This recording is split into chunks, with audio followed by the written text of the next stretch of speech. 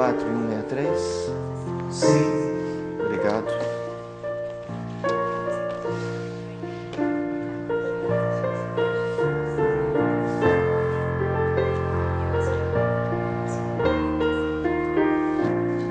Tirar esse monte de coisa do bolso.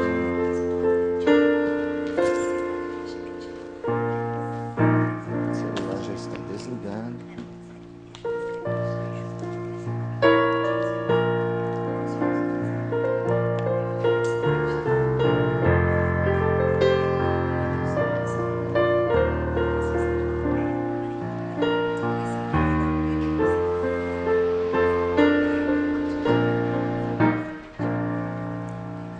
Amém. Graça e paz, irmãos. Boa noite.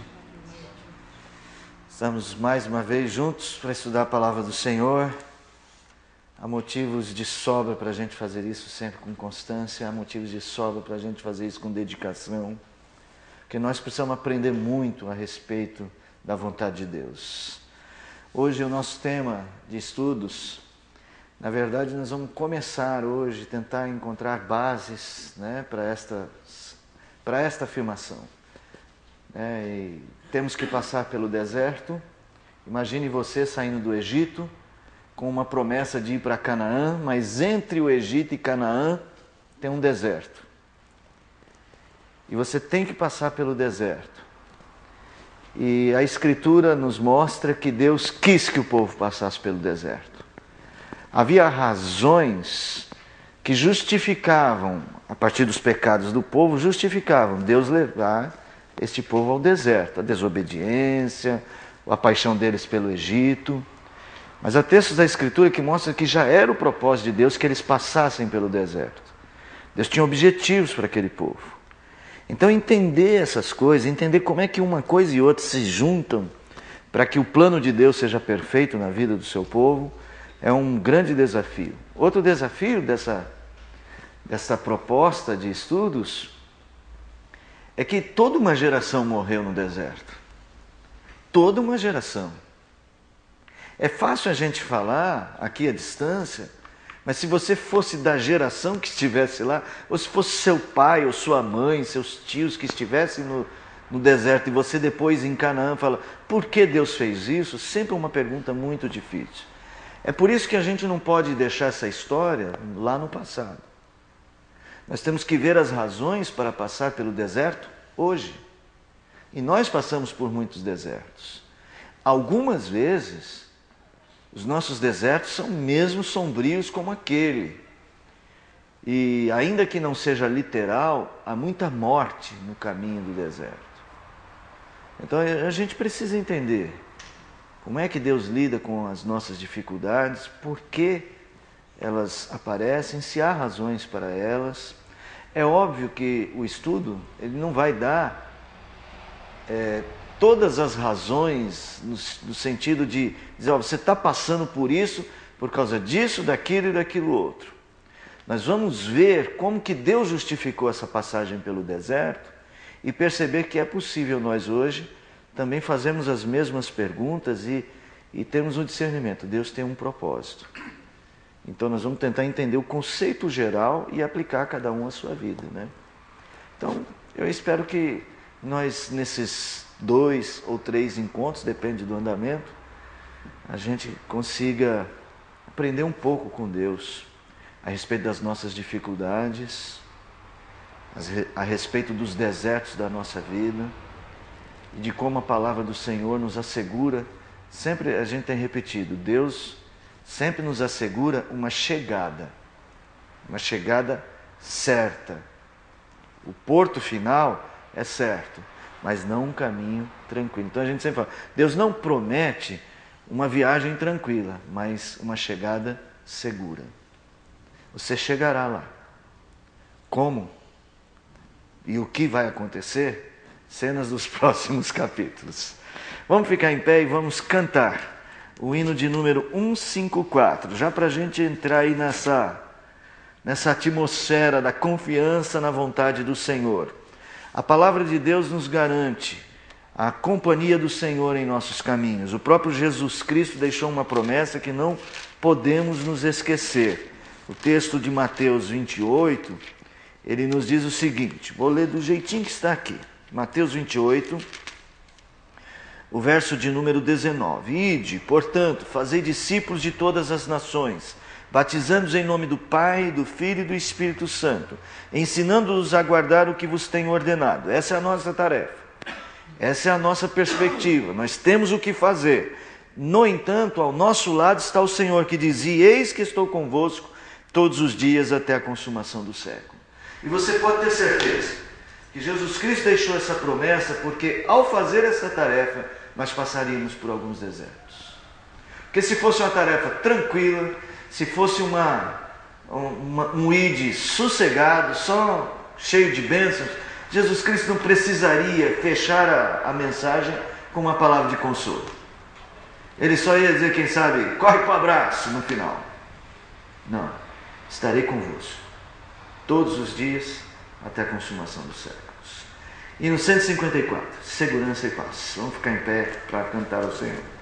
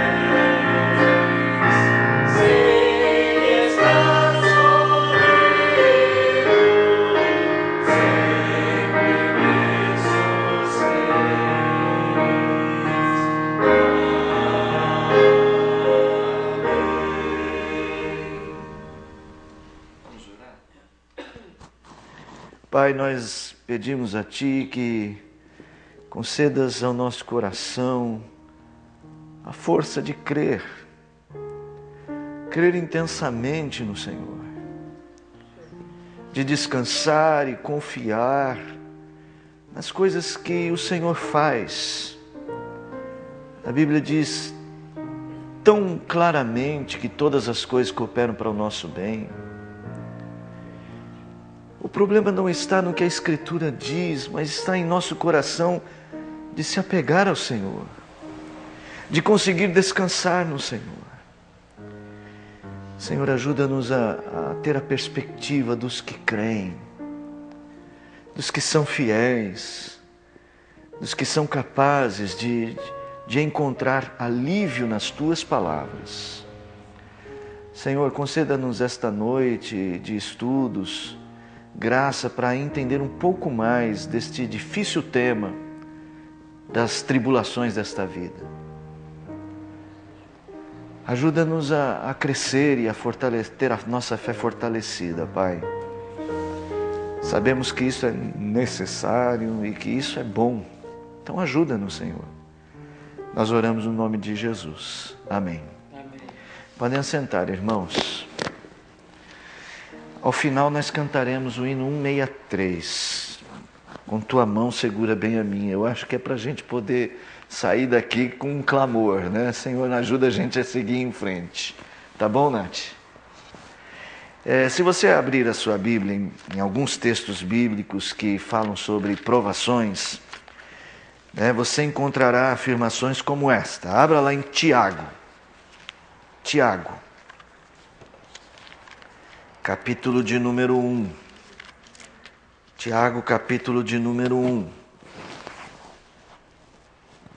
Verso de número 2. Tiago 1, 2. Alguém pode ler para a gente? Meus irmãos, tende por motivo de toda alegria o passardes por várias provações. Até aí, né? Se ler só esse versículo aqui, a gente já tem espaço para muita gente falar, já não quero mais saber do que é o cristianismo.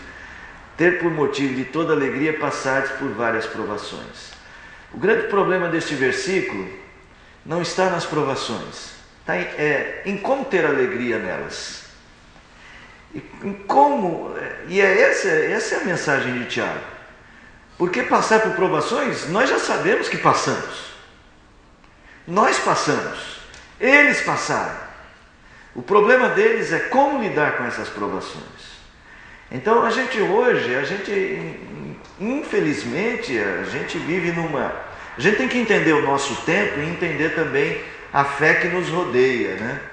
O nosso tempo é um tempo hedonista, é um mundo hedonista. O hedonismo é aquele entendimento, aquela filosofia de vida que faz você viver para o prazer.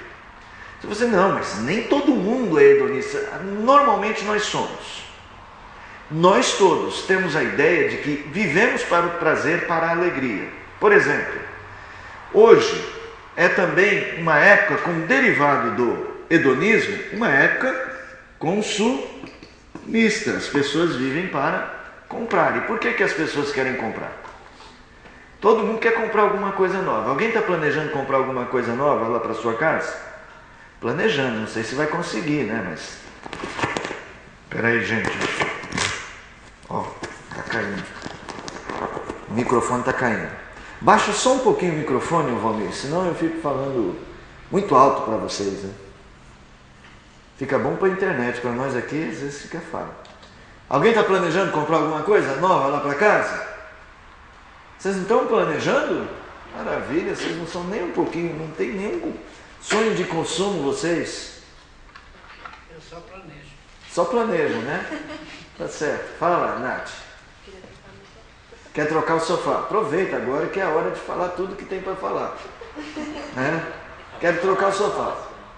Oi? Falar é fácil. Falar é fácil, né? É sempre assim, né? Falar Lá em casa eu quero pôr um rack na sala que não tem, está improvisado. Quero trocar meu armário do quarto, que é do tempo do casamento, tá caindo aos pedaços. Aí eu estava deitado na cama da Ana hoje de manhã e vendo aquele guarda-roupa feio, do jeito que está, tem tanta coisa para fazer. Até o chuveiro eu estou querendo trocar porque está ruim. Né? E a gente faz contas, né? E quando a gente faz contas, aí a gente revê os planos para tentar ajustar as contas. Mas no fundo, a gente trabalha muito com a ideia do conforto.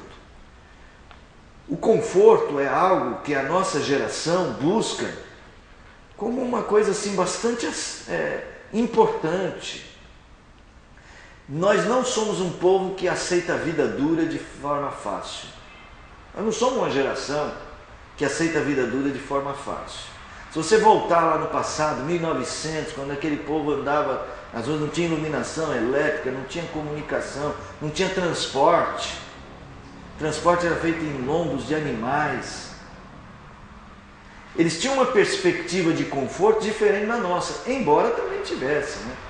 Alguém estava planejando, eu quero comprar aquele cavalo, porque ele é mais macio para andar, ele tem mais molejo, eu não sei como é que funcionava.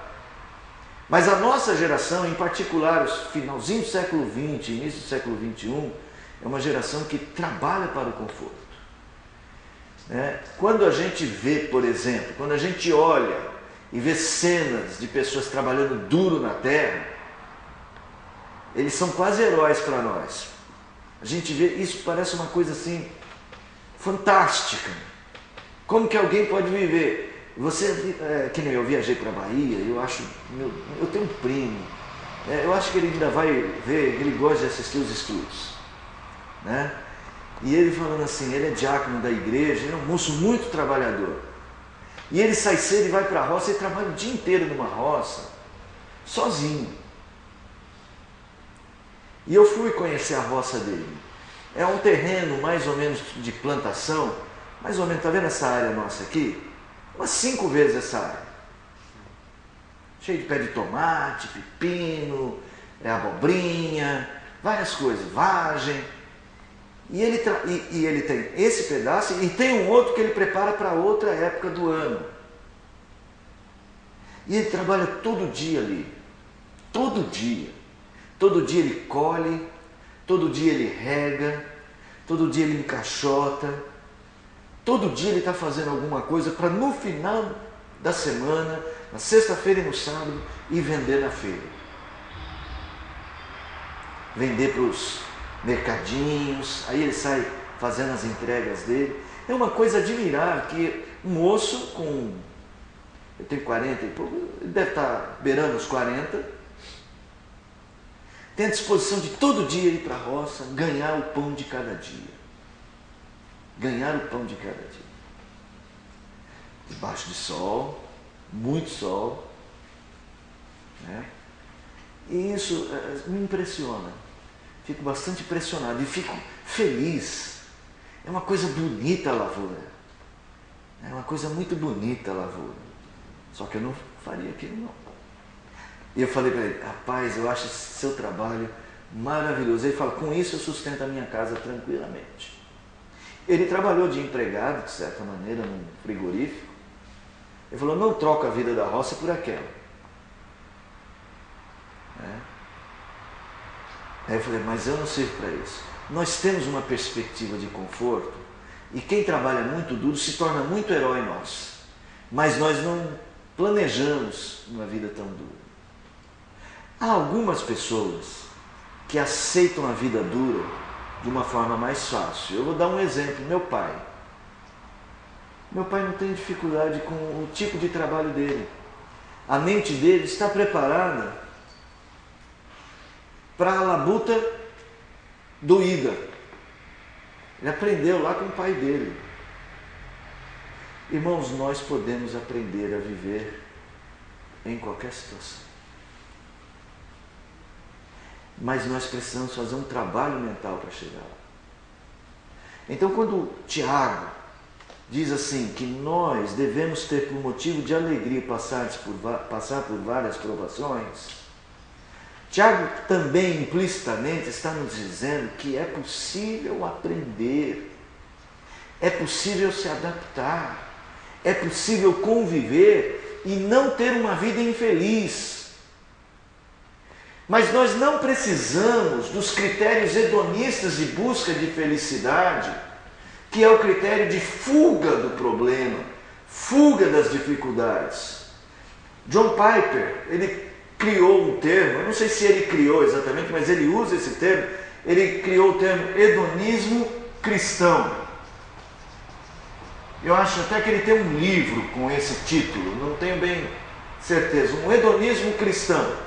Um hedonismo cristão não é a busca do consumo, não é a busca do conforto pela fuga dos problemas, é a capacidade de, ainda assim, ser feliz também em meio às muitas provações.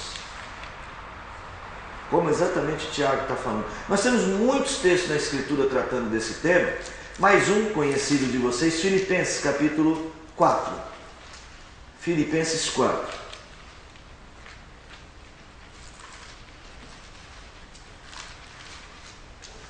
Quem achar, pode ler a partir do verso de número 10 até o verso de número 13, texto conhecido. Lembrando que a carta aos Filipenses, alguns a chamam de a carta da alegria, né? Já ouviram isso? Filipenses seria a carta da alegria, porque Paulo muitas vezes diz: alegrai-vos no Senhor, né? Ele já começa dizendo este alegrai-vos já desde do início dessa carta, mas principalmente no capítulo 3 em diante. Quanto ao mais, irmãos meus, alegrai-vos no Senhor. E lá no capítulo 4 ele completa esse pensamento com essas palavras. Quem achou aí pode ler. Do 10 ao 14. É isso? Do 10 ao 13. Perdão, do 10 ao 13. Ora, muito me regozijo no Senhor, por terdes finalmente renovado o vosso cuidado para comigo, do qual, na verdade, andáveis lembrados, mas vos faltava oportunidade. Não digo isto por causa de necessidade, porque já aprendi a contentar-me com as circunstâncias em que me encontro. Tanto sei estar humilhado como também ser honrado. De tudo e em todas as circunstâncias já tenho experiência, tanto de fartura como de fome, assim de abundância como de escassez. Tudo posso naquele que me fortalece. Então essa é uma perspectiva bíblica do aprendizado a partir das circunstâncias. Irmãos, nós precisamos recuperar a força desta fé. Esse tipo de fé que não busca escapar, mas que busca enfrentar, que busca se adaptar, que corrige a rota. Hoje as pessoas falam, entre tantas coisas, né, do padrão de vida. Já ouviram falar? Padrão de vida. Eu estou acostumado com esse padrão de vida. Deixar de comer salame no café da manhã vai ser uma tortura para mim, né? Ou deixar de comer carne todos os dias vai ser uma tortura para mim. Ou ter que fazer a feira na parte da tarde, no finalzinho, que nem eu fiz hoje, com as mexericas tão feinhas que estava hoje, né? No finalzinho da feira, para ver se o preço já caiu, vai ser uma tortura para mim. E comprar no mercado, eu vou deixar de comprar no Carrefour, vou comprar no... Estou fazendo propaganda. Vou comprar num mercado... Oi? No dia, né? Nas promoções, né? Vou comprar no mercado menor, no mercado menos conhecido, no atacadão. Irmãos, esse negócio de padrão de vida é um grande perigo também para a nossa fé. Porque às vezes nós vemos riscos na nossa fé, na nossa confiança no Senhor, porque a gente acha que a vida nossa não pode mudar. Que a nossa condição de vida... Eu ouvi um rapaz falando que o crente deveria sempre progredir. Não tem sentido, na cabeça desse rapaz, não tem sentido o crente não progredir. Ele faz uma lógica simples. Você não é filho de Deus? Deus é dono de todas as coisas? Se você é filho de Deus e Deus é dono de todas as coisas, você vai progredir. Parece simples, né, o raciocínio. Então a gente precisa tomar muito cuidado com essa perspectiva hedonista, não cristã. Então nós precisamos lembrar que a Escritura diz que nós podemos aprender, conviver com toda e qualquer situação. O nosso problema é que nós temos uma fé às vezes infantil. Uma fé que se apega a padrões que nós estabelecemos. Achamos que o nosso padrão financeiro tem que ser tal, que se não for aquele, não serve. Que a nossa casa, outra coisa, nós trabalhamos muito com a comparação. O que eu tenho e o que o outro tem, né? E então nós achamos que o certo é eu ter tudo do jeito que o outro também tem. Esse é um problema bíblico. Lá de Asaf, no Salmo 74, quando ele diz que ele olhou os ímpios e ele viu os ímpios progredindo, enquanto ele estava passando uma grande necessidade. Essa comparação abalou a sua fé.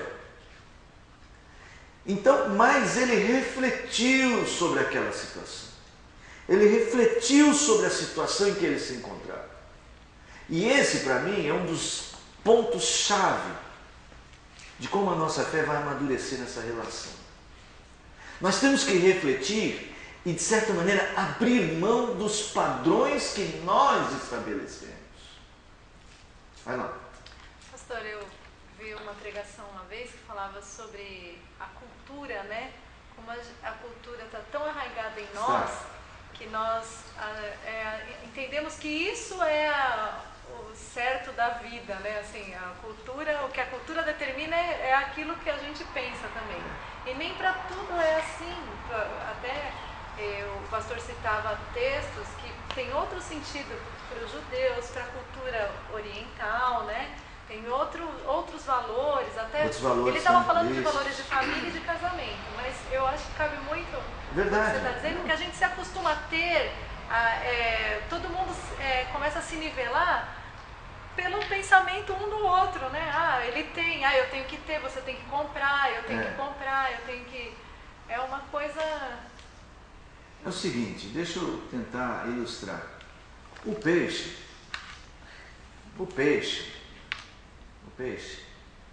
ele tem muita dificuldade para discernir o que é a água.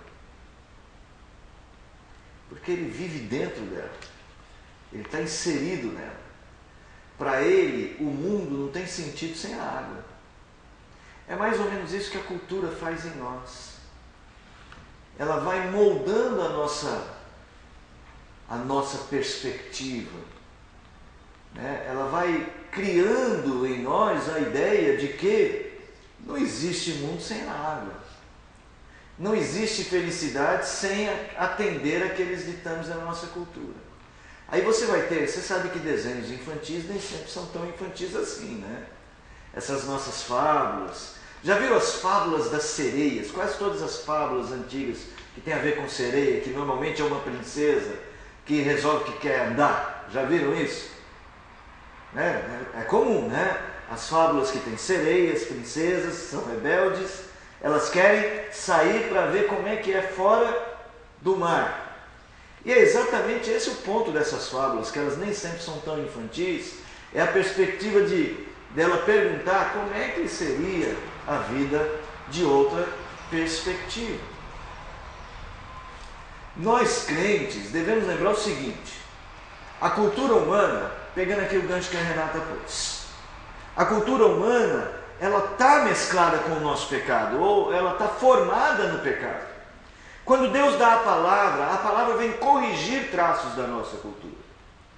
Eu acho que é muito comum os antropólogos dizer o seguinte: quando eles chegam numa localidade remota, com os habitantes locais, né, os índios ou outras tribos, a gente chama índios, né, mas os povos mais distantes, os povos mais primitivos em termos de desenvolvimento de civilização, eles dizem: olha, não podemos interferir na cultura. Eu também acredito que há elementos culturais que nós devemos lutar para preservar por causa da nossa história, por causa da nossa identidade. Entretanto, há elementos da nossa cultura que o Senhor quer transformar. Que eles foram tão contaminados pelo pecado que nós simplesmente não percebemos o quanto nós lutamos para manter padrões de pecado. Eu vou voltar aqui ao hedonismo consumista. A ideia dessa geração de consumo, ela é um resultado disso. É um resultado de uma alegria baseada na força humana, na capacidade humana de gerar felicidade. Isso é antibíblico. A Bíblia vai nos chamar a ter felicidade a partir de Deus, não a partir dos homens. A partir da promessa de Deus, que vai ser tudo para nós, não importa qual seja a circunstância. E nós vamos, não, a circunstância que vale. Não é. Então Paulo vai falar, aprendi a viver contente em toda e qualquer situação. E ele lutava contra um ambiente cultural que pensava diferente. Porque se você lembrar, por exemplo, Jó e seus amigos, os amigos de Jó tinham uma perspectiva assim, se você está sofrendo do jeito que você está sofrendo, é porque você tem algum pecado e Deus está pesando a mão. Era assim que eles pensavam. Mas não conseguiam perceber que as circunstâncias de Jó faziam parte do plano de Deus. Então esse livro de Jó é um livro muito especial sobre esse tema. Nós não vamos estudar o livro de Jó para estudar esse tema aqui. Nós vamos estudar um pequeno texto só, de Deuteronômio. Mas que de fato a Bíblia está recheada de ensinos a respeito disso, está. E por quê? Por que é que a Bíblia ela fala tanto da ideia de aprendermos a desfrutar da felicidade, não importando com a situação? Por que a Bíblia está tão recheada de ensinos que propõem uma passagem pelo deserto? A Bíblia sempre propõe uma passagem pelo deserto a partir de um conceito de que Deus está comigo em todas as situações. Por quê? Porque a Bíblia sabe que este é um ponto fundamental para a nossa existência. Como nós percebemos a felicidade. Deus nos criou para a felicidade. A busca errada de felicidade gerou o que nós chamamos de queda do homem lá no Gênesis. Quando foi proposto a Eva e a Adão que fizessem o quê? Tomassem do fruto para terem uma ideia de felicidade construída a partir do homem. Deus sabe que no dia em que dele comerdes, sereis conhecedores do bem e do mal. Sereis como Deus. Então o homem não precisaria mais de Deus.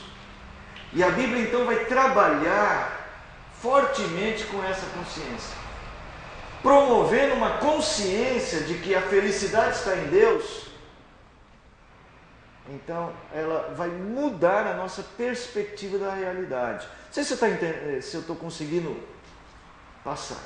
A Bíblia vai insistir conosco. Então eu estou chamando isso aqui, no texto que eu estou escrevendo, de um treinamento. Deus vai nos treinar. A Bíblia não diz que eu posso aprender? Posso aprender a viver contente em toda e qualquer situação? Eu posso treinar. Aliás, eu posso treinar a minha mente para suportar qualquer dificuldade. Sabiam disso? Você pode treinar a sua mente, trabalhar para conviver com situações das mais adversas. E nós vemos isso acontecendo com as pessoas, se adaptando, muitas vezes se reinventando a partir de uma nova circunstância, se reorganizando e reorganizando a vida. Melhor é quando faz isso numa perspectiva bíblica, porque aí você se reorganiza mesmo. Porque os ímpios também têm essa capacidade. Vamos pensar no ímpio. Vamos pensar em alguém que não tem o temor de Deus e que ele tinha um casamento muito feliz e de repente rompeu os laços, de unidade. Cada um vai para o seu lado, podem brigar, fazem um monte de coisa, mas chega uma hora que eles fazem o quê? Se readaptam. Alguns se readaptam muito bem e passam a ter uma vida e falam assim, não, eu já fui casado com fulana, e sabe aquela coisa, tem amizade, está equilibrada, a vida se reequilibrou. Tem gente que não consegue se readaptar e ficam carregando males, mas tem gente que faz isso muito bem. Muitos ímpios fazem isso tão bem quanto muitos crentes. O problema é os termos e as bases no que eles se adaptam. Eles treinam a mente, mas não a partir de uma perspectiva de Deus. Eles treinam uma mente a partir da perspectiva do próprio eu, ou do que nós vamos chamar também de bom senso. Eu acho que é assim que escreve, né, gente? Me fala aí. Bom senso ou ética, simplesmente, humana. Então eles falam assim, olha, eu não posso, como ser humano, tratar mal minha ex-mulher, é melhor eu ser amigo dela. E talvez ele faça isso, porque se eu for amigo dela, eu não vou ter dificuldades com isso, com aquilo. Então ele vai buscar felicidade a partir de um conceito humano. Não estou dizendo que seja errado, melhor para ele que ele faça o bem assim. Mas nós nos reorganizamos a partir de Deus. Pode acontecer também de um casal cristão se separar, gente? Um casal crente de verdade se separar? Pode ou não? Lógico que pode, né? Infelizmente pode. Mas, minha pergunta, eles podem se reorganizar? E devem ter uma vida equilibrada. Ótimo. Então vamos pensar no mesmo exemplo. Ele se separou e quer conviver bem com a ex-mulher. Então ele vai usar todo esse conceito de ética, de bom senso, mas ao mesmo tempo, ele vai atrelar isso não ao ego. Ele vai fazer isso por quê? Porque isso agrada a Deus. Ele vai fazer o que é bom, porque o que é bom agrada a Deus. Se ele tem algo para perdoar, ele vai perdoar, não porque isso lhe é conveniente, mas porque perdoar agrada a Deus.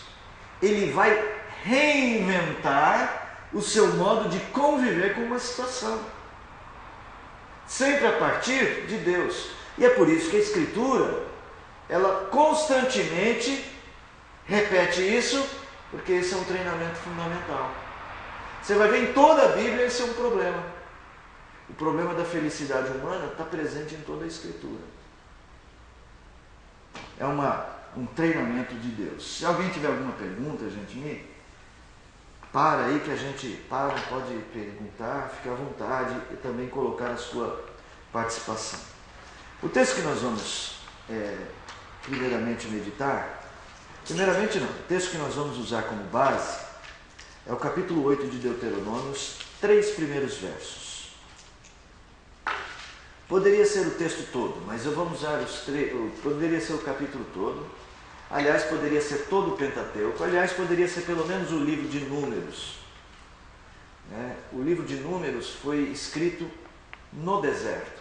Aliás, esse é o nome deste livro em hebraico. Em hebraico, esse livro não chama Números. Esse livro chama Bedevarim, que é no deserto. O que aconteceu ao longo do deserto? Mas nós vamos pegar aqui Deuteronômio, que de certa maneira é uma reflexão sobre a jornada. Deuteronômio, a gente costuma dizer assim, é a repetição da lei. Não está errado. Mas na verdade, Deuteronômio são 5 discursos de Moisés que servem como uma reflexão sobre a história. Deuteronômio é uma reflexão sobre toda aquela jornada, todos aqueles acontecimentos. Uma reflexão sobre o propósito de Deus de fazer todas aquelas coisas acontecerem. Então vamos ver esses versículos, vocês já vão perceber como isso está presente também nesses versos. Cuidareis de cumprir todos os mandamentos que hoje vos ordeno, para que vivais e vos multipliqueis e entreis e possuais a terra que o Senhor prometeu sob juramento a vossos pais. Então está aqui a ideia de felicidade, que a gente vai entender aqui, a gente vai usar uma palavra para entender esse versículo, a gente chamar de o princípio de Shalom, o princípio de paz. Então paz aqui é felicidade, é paz, é conviver bem, é viver bem, é ter a alma tranquila. Então agora ele vai detalhar um pouco mais. Verso 2: recordar-te-ás de todo o caminho pelo qual o Senhor teu Deus te guiou no deserto esses 40 anos. Então, primeira coisa, a gente não precisa apagar da nossa vida os momentos ruins, nós temos que aprender com eles. E ele vai dizer assim, vocês vão recordar. Vamos ver. Ele me levou para o deserto para quê? Para te humilhar, para te provar, para saber o que estava no teu coração, se guardarias ou não os seus mandamentos. Esse é um versículo maravilhoso, né? Ele te humilhou, te deixou ter fome e te sustentou com o maná, que tu não conhecias, nem os teus pais o conheciam, para te dar a entender que não só de pão viverá o homem, mas de tudo que procede da boca do Senhor viverá o homem. Viram aí? É quase autoexplicativo, né? Não precisa dizer muito a partir desses versos. Nós vamos tentar recuperar essas palavras. Primeira coisa, a gente refletindo sobre o que está dizendo aqui. Nós temos que abandonar aquela ideia, de que as bênçãos de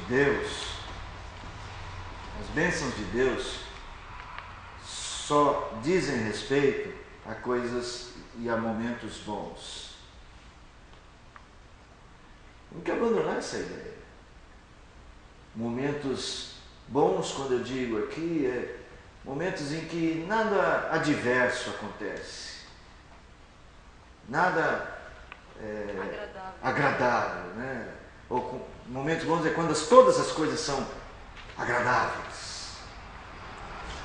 Quando todas as coisas me fazem sorrir imediatamente. Nós estamos vendo Deus declarando que Ele guiou o povo no deserto, Ele tinha objetivos bons, mas tinha caminhos difíceis. Outra, ouça Deus falando, Ele te humilhou, Ele te fez ter fome. Gente, ou a gente tira esses textos da Bíblia, se nós não queremos esse tipo de teologia, que Deus usa circunstâncias adversas para nos abençoar. Se a gente não quer esse tipo de teologia, nós vamos ter um problema com muitas partes da Bíblia. Por exemplo, nós vamos ter que tirar da Bíblia um livro inteiro, não, 2 pelo menos. 2 livros nós vamos ter que tirar inteiros. Jó, óbvio, temos que tirar inteiro. E temos que tirar inteiro também Lamentações. Abra em Lamentações.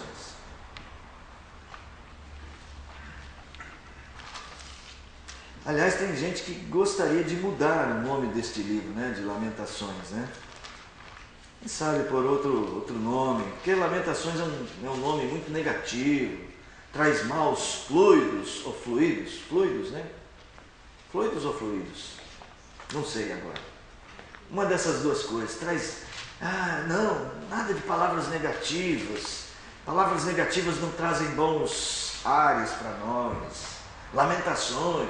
Então vamos pôr um livro de, sei lá, poesias da penumbra. Também é negativo. Nós temos um texto inteiro de alguém falando para Deus que não está feliz. Esse é o texto aqui. Tem muita gente candidata a escrever Lamentações nos dias de hoje também. Por que o profeta chega a esse ponto? Olha só, alguém lê aí capítulo 3, que é o que eu gosto mais. Que, aliás, eu gosto mais porque ele é o central deste livro, ele é o capítulo central deste livro, ele resume a teologia deste livro. Então, sempre que eu quero dar um exemplo do livro, eu quase sempre uso o capítulo 3. Porque ele tem essa função. Capítulo 3, versos de número 1 e 2. Quem lê? Eu sou o homem que viu a aflição pela vara do furor de Deus. Ele me levou e me fez andar em trevas e não na luz. Tem gente que acha que só quem faz andar em trevas é o diabo, né? Quem foi que levou Jeremias a andar em trevas? Uma coisa importante, hein? Coisa importante. Nós não estamos falando de Deus ter levado a andar em trevas no Zé Maurício. Nós estamos falando do profeta Jeremias. Não, o Elmo, né? Só porque eu falei o Zé Maurício, você fala assim, poxa, mais caridade, meu irmão. Deus não levou o homem ímpio. Não, eu sei que você está dizendo. Mas é que Deus não levou um Zé Maurício e você fala, um ímpio, né? É isso mesmo, Deus não levou um pecador miserável que nem o Zé Maurício. Nós estamos falando do profeta Jeremias. Nós estamos falando do homem que ousou defender Deus diante de uma nação inteira e todo mundo contra ele. Não, você está errado, você está errado. Ele falou, não, eu estou certo, eu estou com Deus. O coração de Jeremias não estava feliz. Esse é um texto, a descrição de Jeremias, de como ele sofria a partir daquilo, é uma coisa... ele fez mesmo um livro que tira que desola a gente quando a gente percebe o que aconteceu com este homem. Vamos pegar mais um exemplo. Olha só, verso 6. Vamos pegar só alguns exemplos, tá? Outra pessoa, verso 6. Fez-me habitar em lugares tenebrosos, como os que estão mortos para sempre. Mais outro. Verso de número 11. Eu estou escolhendo aqui, aleatoriamente. Desviou os meus caminhos e me fez em pedaços, deixou-me assolado. Essa daqui não é aleatoriamente. 17. Afastou a paz de minha alma, esqueci-me do bem. Meus irmãos, nós temos que recuperar a ideia de que Deus trabalha também com instrumentos de dor. A versão que eu tenho aqui fala, esqueci-me do que seja a felicidade. Eu não lembro agora a palavra hebraica, mas está traduzida aí, possivelmente é uma palavra que permite isso. Bem, felicidade, é isso aí. Deus também trabalha em vales, Deus também trabalha em desertos. E aqui nós temos um profeta afirmando isso. E este profeta, olha só, este profeta ele vai precisar de um entendimento teológico dessa situação. Ele vai precisar, como nós precisamos, de um entendimento teológico das ações de Deus. Então, só para ter uma ideia, verso de número 37. Quem é aquele que diz, e assim acontece, quando o Senhor o não mande? Talvez na cabeça de muita gente no tempo de Jeremias, eles estavam falando, não, você sabe o que está acontecendo? Isso não é Deus. Isso aí é esse povo miserável que nos invadiu aqui. Eles é que são o nosso problema. O problema é como se é um inimigo. E ele falando, quem é que é capaz de fazer uma coisa se Deus não quer? É isso que ele está perguntando aqui. Olhando para Jó, eu pergunto para vocês a mesma coisa. Pensando no diabo. O diabo pode fazer alguma coisa sem que Deus não permita? Se Deus disser não faça, o diabo consegue furar o bloqueio? Alguém lê o verso 38? Acaso não procede do Altíssimo tanto o mal como o bem? Tem um texto mais claro sobre essa afirmação? Lógico que é uma pergunta, mas ela tem uma resposta óbvia. A resposta é sim. Deus tem o poder de agir tanto com ferramentas da dor quanto as ferramentas do amor, como a gente costuma dizer. Que no fundo todas elas são ferramentas do amor, né? É sempre muito perigoso a gente fazer a gente chama de maniqueísmo, né? O bem contra o mal. Deus tem poder de usar com amor as ferramentas da dor e as ferramentas da alegria. Vamos deixar assim. Mas Jeremias fala assim, eu entendo isso teologicamente, vem de Deus, só pode vir de Deus. Mas o que é que eu tenho que fazer? Então Jeremias tem o versículo 40. Esquadrinhemos os nossos caminhos, provemo-los e voltemos para o Senhor. E se você perceber bem, é isso aqui. É como se Jeremias estivesse propondo uma revisão mental de nós mesmos e uma readaptação aos caminhos do Senhor. Então ele está propondo um treinamento da mente, uma revisão dos caminhos, dos próprios caminhos e, obviamente, uma adaptação deles ao caminho do Senhor. Então, voltando lá para Deuteronômio, nosso texto, o que nós temos aqui é o próprio Deus dizendo que Ele levou aquele povo a peregrinar pelo deserto com o objetivo de mudar a mentalidade do povo. Com o objetivo de dar àquele povo uma mentalidade, uma fé que os levasse à capacidade de desfrutar o melhor de Canaã. Já viu, as pessoas já ouviram falar de os emergentes, né? Pessoas que ficam ricas, que eram pobres e ficam ricas. Acho que é emergentes que eles falam, né? Então tem muita gente que critica dizendo o seguinte, muita gente que é emergente não sabe conviver com dinheiro. Dizem que tem pessoas que ganham na loteria, então da noite para o dia elas saem de uma situação muito difícil e vão para uma situação de conforto que elas nunca imaginaram. Né? Tanto dinheiro que elas entram na cabeça delas assim, não vou precisar trabalhar nunca mais. Né? Mas você sabe que tem notícias de pessoas. Eu conheci um senhor, seu Isaías, lembra dele? Seu Isaías, um homem doente que veio aqui à igreja algumas vezes, morava ali na Moca. Seu Isaías ganhou sozinho na loteria. Só que seu Isaías perdeu tudo. E nós já ouvimos falar de pessoas que passaram por isso.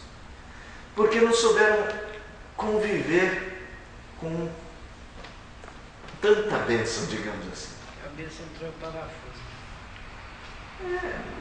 Um parafuso diferente, né? Que não sabia conviver. Estava muito, gastou a saúde com isso. Deus levou o povo a sair do Egito e ir até Canaã. Se Deus fizesse só um teletransporte, tira eles do Egito, põe em Canaã, que povo estaria em Canaã? Um povo com coração no Egito. Nós precisamos mesmo nos adaptar a Deus e Ele precisa nos ensinar. Mas tem aprendizados na nossa vida que são difíceis. Eu gosto de usar o exemplo já deixou queimar arroz? Arroz, quando queima, gente, é ruim de tirar da panela. Já queimou arroz lá, Fátima? Queimou-se duro. Parece que a panela nunca vai ficar boa de novo, né? Bárbara, já queimou arroz. Você está com cara de quem queimou arroz. Parece que nunca vai ser a mesma panela. E quem queima arroz pela primeira vez quando casa, Cida, vai se preparando, tá? Quem queima arroz pela primeira vez quando casa, tem até dó da panela. E para tirar aquelas coisas mais difíceis, não adianta pegar a buchinha com o lado macio dali. Não tem jeito. Você precisa de uma colher de pau para não estragar demais a panela, você precisa forçar. Tem coisas na nossa vida que, se Deus não nos provar, se Deus não nos levar para o deserto, nós não mudamos. O difícil é admitir. Mas que é isso, Tem situações que nós precisamos mesmo de Deus pôr a gente no lugar da gente. É igual criança, você fala assim, não põe a mão aí que você vai queimar sua mão nesse ferro quente. Vira para o lado e tá. Não põe a mão aí que você vai queimar. Ele vai aprender mesmo, sabe quando? Quando queima. Aí, não é que meu pai tinha razão, não é que minha mãe falava, sério, isso vai queimar? Que aparentemente não parece que está quente. Então, irmãos, quando a gente está falando de desertos da nossa vida, oi? Vai sair fumaça? Não sai fumaça. Não sai. Quando a gente fala de desertos da nossa vida, nós não estamos falando de momentos em que Deus nos esqueceu. Não estamos falando em momentos em que o homem está comandando. Nós estamos falando em momentos de grande aprendizado. E isso tem que estar na nossa vida. É lógico que Deus, para nos levar ao deserto, Ele vai nos deixar fazer certas coisas, porque esse povo não foi de graça para o deserto. Era um povo ruim. Por manifestar um coração pecaminoso, o deserto fica claro para nós, como ficou para eles. Eles peregrinaram pelo deserto porque não confiaram em Deus. Eles não tinham coração para isso, gente. Não é que naquele momento eles tinham como escolher. Vamos confiar em Deus ou não vamos confiar em Deus? Eles ainda não tinham coração para confiar em Deus, infelizmente. O coração deles precisava de tudo isso. Quando Deus já saiu do Egito, vão para a terra que vou lhes dar, e eles quiseram voltar para o Egito, que é o povinho, né? Reclamaram de Deus. Queriam comer a carne do Egito, queriam reclamar de sair do Egito, porque eles estavam inconfortáveis no Egito. Eles não lembram que eles estavam chorando, que eles estavam sob trabalho pesado. Eles reclamam de Deus. Então era preciso fazer uma revisão. Era preciso revisitar o coração e ver todos aqueles caminhos, fazer uma reflexão para voltar com o coração para o Senhor. Pode falar. Você comentou que fica claro para nós que a atitude deles é que os levou ao deserto, né? Mas nem sempre acontece dessa forma, né? Assim, claro que sempre, o objetivo sempre é para nos corrigir. Sim. Mas não necessariamente. Por exemplo, do povo era muito claro a rebeldia, entende o que eu sei o que você está falando. Que nem sempre para nós é tão claro que isso está acontecendo porque eu sou rebelde ou porque tenho uma situação. Ou nem sempre é porque a pessoa. Não que não seja. Estou querendo perguntar se. Entendeu? Se sempre que eu tenho um problema é porque eu estou pecando. Sempre que eu passo por um deserto é porque eu tinha pecado no meu coração. É isso que você está perguntando? Na verdade, não.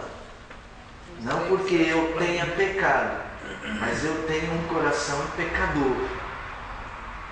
E algumas vezes, ainda o pecado não se manifestou. Eu não adulterei, mas eu tenho tudo para adulterar. Antes que eu faça isso, preventivamente, deserto. Por quê? Porque no deserto, Deus evita. Às vezes, Deus faz eu passar no deserto depois de ter adulterado. Né? Estou usando o pecado do adultério porque eu estou lendo sobre o adulterado de domingo que vem. Às vezes eu vou para o deserto porque adulterei. E aí Deus me corrige já um pecado consumado. E às vezes Deus me leva a situações de deserto sem eu ter cometido o pecado. Para que por misericórdia eu não venha a cair em algo. O caso de Jó, por exemplo, né, que a Bíblia fala que era um homem reto, temente a Deus, né, um homem perfeito. Na descrição lá da biografia dele, no início, né, era um homem perfeito, mas ele tinha alguma coisa para aprender, né? Que ele muita coisa para aprender. Conhecia ainda. O problema de Jó era o coração. O coração. Ainda não era a ação. Porque na ação ele é apresentado como um homem justo, íntegro, temente a Deus, se desviava do mal. Na ação ele se apresentava como um homem perfeito, teoricamente. Mas o coração dele estava totalmente predisposto a uma vanglória, digamos. Aí é o capítulo 32 de Jó. Abra lá no capítulo 32, versos de 1 a 4. Que, aliás, é outro livro poético, né? Que fala do problema da felicidade. Jó 32. Cessaram aqueles 3 homens de responderem a Jó no tocante ao se ter ele por justo aos seus próprios olhos. Até aí, só, porque depois é só a descrição de Eliú entrar na conversa. Então, Jó já tinha chegado para todo mundo e falou: gente, eu sou o máximo, eu sou o cara, eu sou o santo. Ele já tinha feito isso? Não, ao contrário, na ação ele tinha sido muito piedoso, reto, homem sério. Mas o coração dele, se tivesse sido deixado naquela situação, uma hora ia chegar e ficar soberbo. Porque no coração ele tinha potencial para achar-se por justo a seus próprios olhos. Então Deus, por amor àquele homem reto, prova aquele homem, e antes que ele se torne soberbo, Deus ensina a lição da não soberba. Eu sei que tudo podes, e nenhum dos teus planos pode ser frustrado. Quem é aquele que sem conhecimento encobre o conhecimento? Eu acho que é isso, né? Jó 42. Eu agi como tolo, né? Sem entendimento. Sem entendimento encobre o conselho. Né? Então, você vai ver Deus numa lição preventiva nesse caso, que é o que acontece muitas vezes conosco. As inclinações, todos nós podemos ter para qualquer...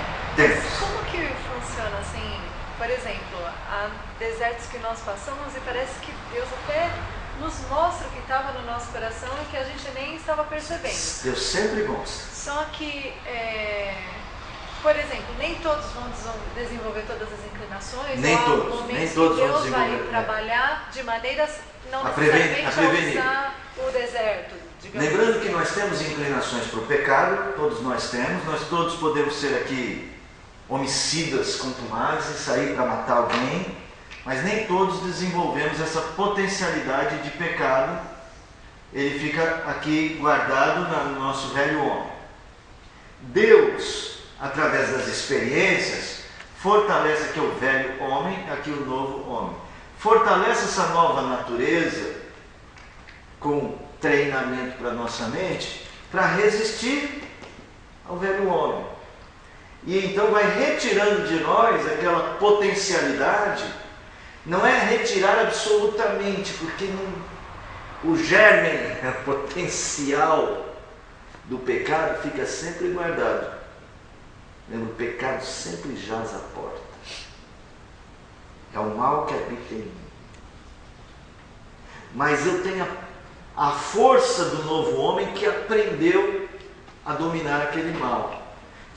Então Deus também trabalha na prevenção de surgimento de nossas inclinações se tornarem alguns pecados.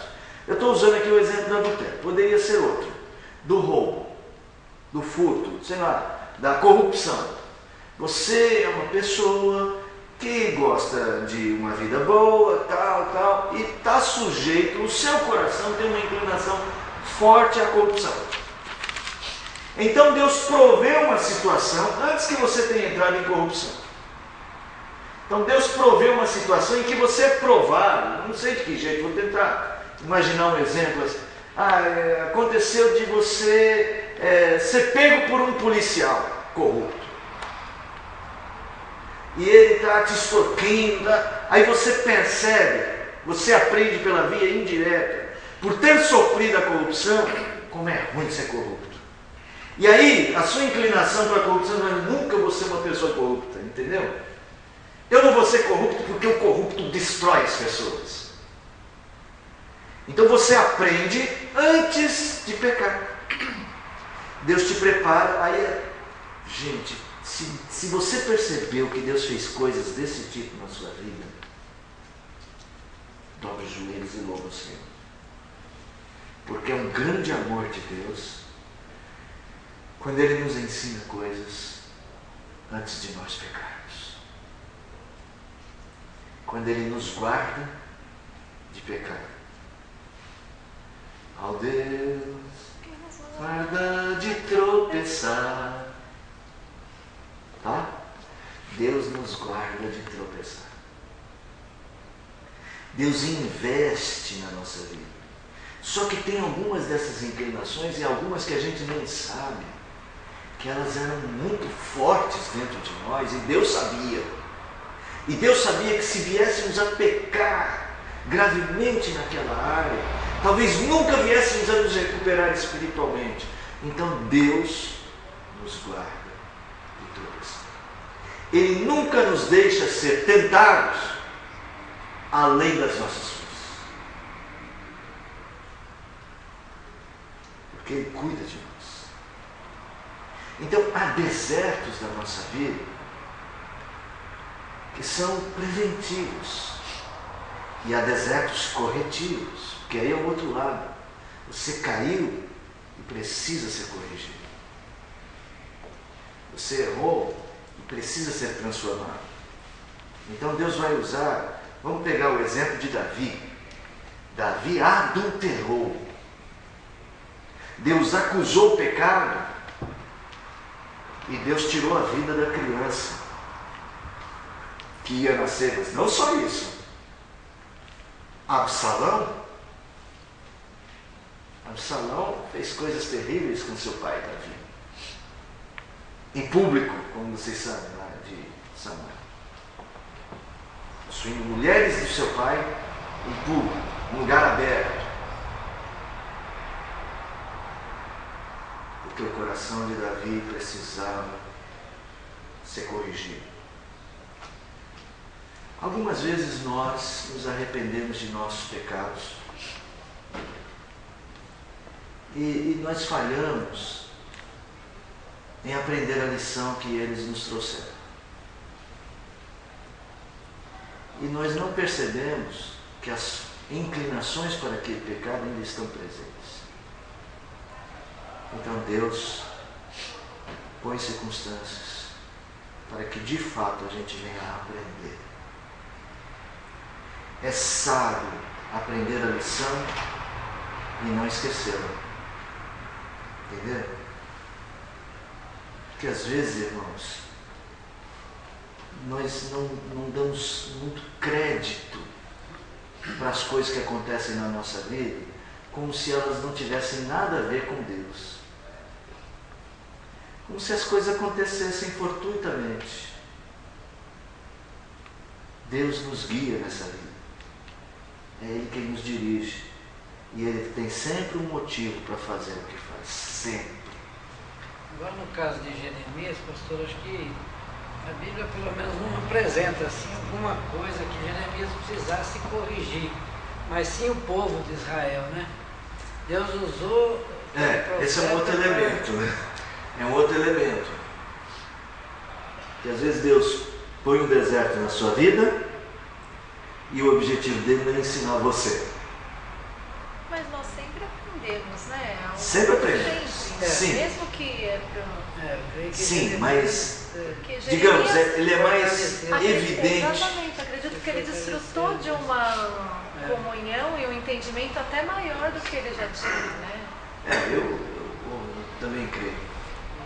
Nós nunca passamos em vão, nada acontece em vão. Mas há muitas circunstâncias em que a sua vida passará por desertos e Deus vai usar a sua vida, às vezes aparentemente vai mais abençoar as outras pessoas que você. A partir do seu testemunho, mas você sempre ganha com isso. Né? Por exemplo, se for pensar em Jó, Deus usou tudo que Jó passou para abençoar a nossa vida, porque está registrado na Escritura. Mas Jó aprendeu.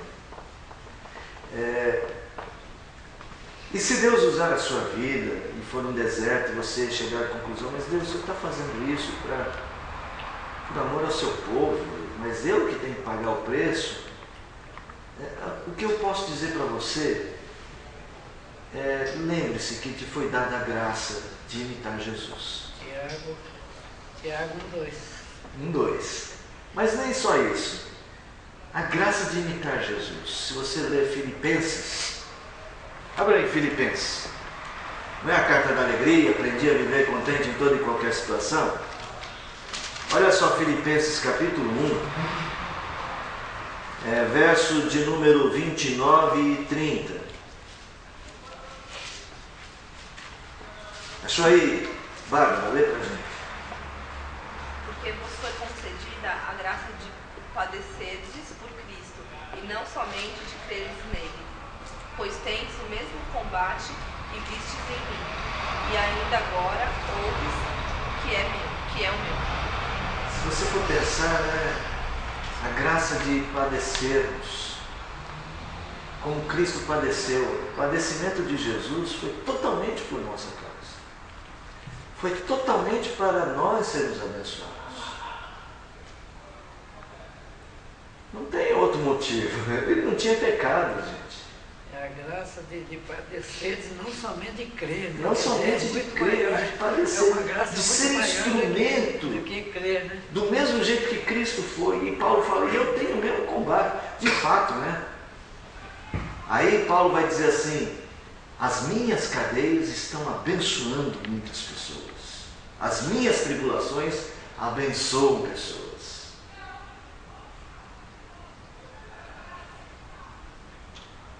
Quando você, por exemplo, conhece uma pessoa que, apesar de todas as circunstâncias difíceis da vida dela, às vezes problema sério de enfermidade, mas ela vive um evangelho vivo,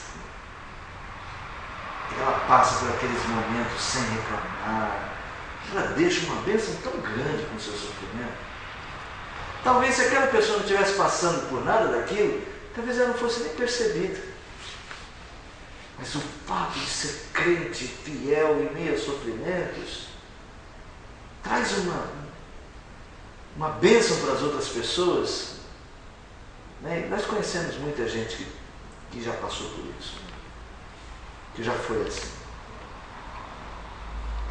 Por passar pelos sofrimentos com muita fé, deixaram atrás de si muitas bênçãos. Então hoje eu estou estabelecendo essa base, a gente vai pegar esses versículos de Deuteronômio e vamos tentar transportar aquelas realidades para as nossas, tá? Isso a gente vai fazer no próximo encontro. Pegar aquelas realidades do deserto e transportar para as nossas. Então nós vamos versículo por versículo, começar obviamente do versículo de número 1, de Deuteronômio 8. Alguma pergunta para hoje? Cenas dos próximos capítulos, né? Deus promete guiar você nesta vida. Vamos cantar o 163. Vamos orar, né, pedindo a Deus que faça isso.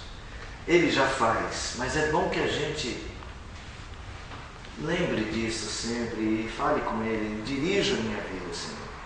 Ao som do instrumento, vamos ficar em pé. 163.